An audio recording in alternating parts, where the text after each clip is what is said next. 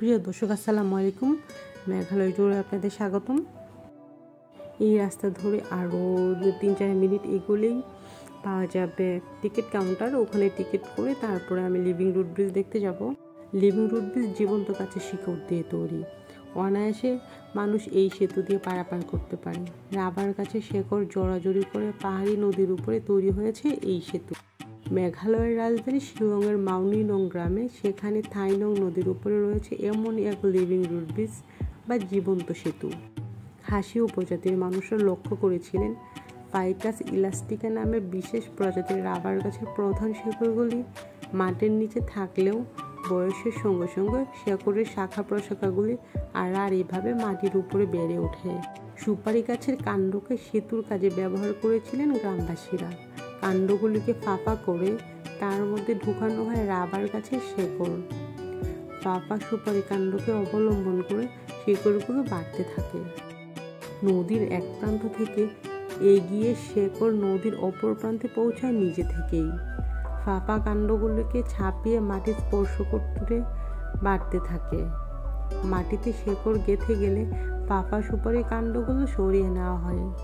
একাধিক শেকড় নদীর পাড়ে গেঁথে তৈরি হয় প্রাকৃতিক সেতু। আর লিভিং ব্রিজ দেখতে দেখতে সামনে পেয়েছি আমরা বেশ কয়েকটা দোকান। এই দোকানের মধ্যে ওখানে লোকাল কিছু খাবার, জুস, চকলেট, তারপরে ওখানকার কিছু শোপিসও কিনতে পারবেন আপনি। এখানে আসলে অনেকটা নিচুতে নামতে হয়, আপনার পানি পিপাসা লাগবে। এই জন্য পাশে আমরা দেখতে পাচ্ছি বেশ কিছু জুস, পানি, তারপর আনারস, তরমুজ, এই টাইপের অনেক খাবার ওরা রেখেছে জুস করে দেওয়ার জন্যে।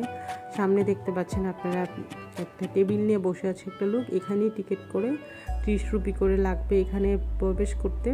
তো আমি এখন টিকিট করব, টিকিট করে তারপরে প্রবেশ করব। তবে রাস্তাটা আসলে প্রচণ্ড রকমের খাড়া এবং এবড়ো খেবড়ো। আমার টিকিট করা হয়ে গিয়েছে।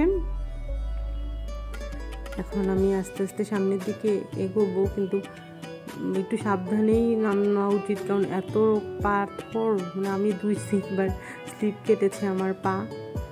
আর পাথরগুলো অনেক ধারালো, মানে একটু অসতর্ক তো হলেই এখানে যেখানে লেগে যায়। কিন্তু আমার টিকিট করে আমি এখন সামনের দিকে এগোতে থাকবো। আর আমি যে সেতুটা এখন দেখতে যাচ্ছি, এটার উপর দিয়ে প্রায় 60 জনেরও বেশি মানুষ একসাথে পারাপার করতে পারে। এই সেতু একবার তৈরি হয়ে গেলে কয়েকশো বছরেও নষ্ট হয় না। কিন্তু নিচ থেকে আমি আপনাদেরকে ব্রিজটা দেখাচ্ছি, বন্যার জলেও নষ্ট হয় না এই সেতু।